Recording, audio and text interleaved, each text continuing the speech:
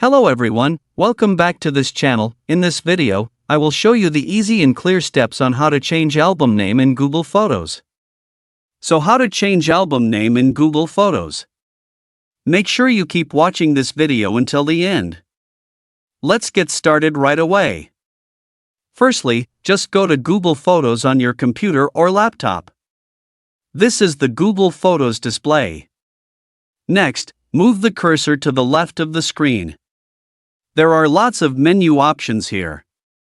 Next, tap the album menu. Now this is in the album menu. Next, tap the album that will be renamed. Now this is in the album. Next, move the cursor to the album name. And tap. Next, delete and type the name of the album that you want to change. After finishing, tap anywhere. Now you can see that the album name has been changed. So that's it, the how to change album name in Google Photos tutorial. Thank you for watching. I hope this video is useful. See you in the next video.